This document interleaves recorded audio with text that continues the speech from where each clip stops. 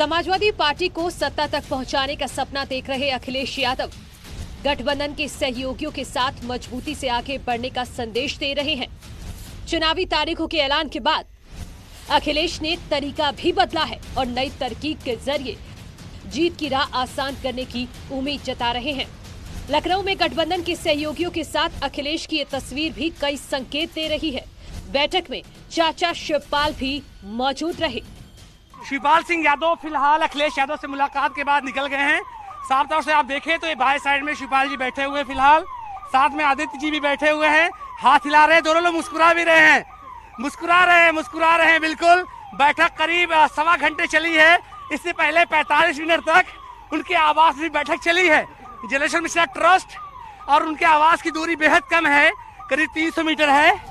चुनाव की रणनीति के साथ ही सहयोगियों के साथ टिकट बंटवारे पर भी अखिलेश यादव ने चर्चा की।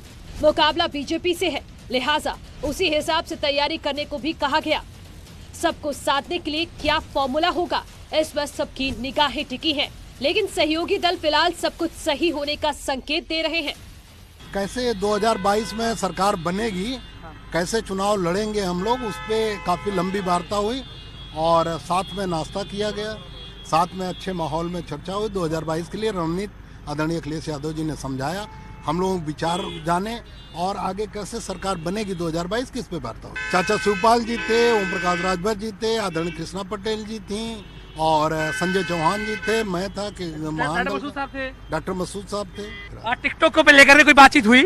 पहले और दूसरे पेज का आज या कल लिस्ट जारी हो जाएगी। लिस्ट जारी चाहिए, कोई पेज तो नहीं है?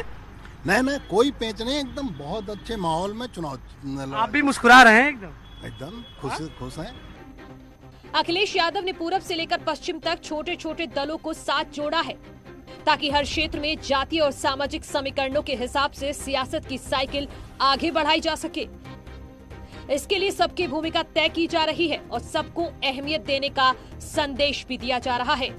हमारे मोर्चे के सभी राष्ट्रीय अध्यक्ष हम सब लोग मिलकर के ये तय किए हैं कि चरणबद्ध तरीके से सूची जारी होगी और 403 सीटों पर हमारा मोर्चा चुनाव लड़ेगा और माननीय अखिलेश यादव को मुख्यमंत्री बनाने के लिए हम लोग यहाँ से प्रण लेके जा रहे हैं और हम लोग गांव की ओर चल करके और गांव को समझाने का प्रयास करेंगे कि जिन मुद्दों के आधार पे, चाहे वो जातिवाद जनगणना का हो, चाहे घरेलू बिजली का बिल माफी का हो, चाहे अन्ना पशु का सवाल हो, चाहे सामाजिक न्याय समिति का सवाल हो, चाहे गरीबों के इलाज फ्री का सवाल हो, सारे मुद्दों पर हम लोग एग्री होकर के यहाँ से सब लोग गए।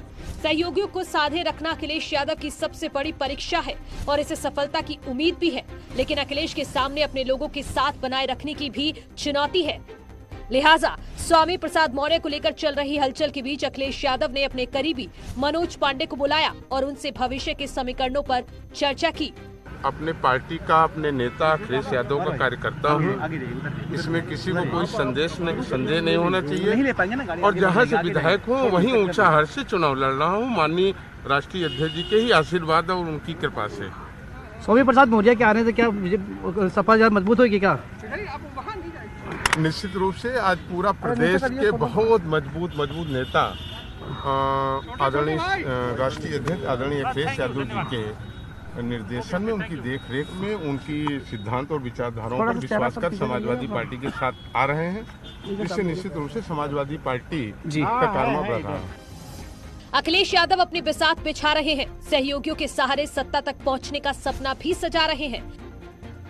फिलहाल सबको साथ लेकर चलने की रणनीति के जरिए वो चुनावी जंग में बीजेपी के खिलाफ बिगुल बजा रहे हैं। मगर सवाल इसी बात का है कि क्या आगे भी सब कुछ ठीक रहेगा? क्या जिन लोगों को जोड़ा है उनकी उम्मीदें कहीं भारी तो नहीं पड़ेंगी? Bureau report, news 18।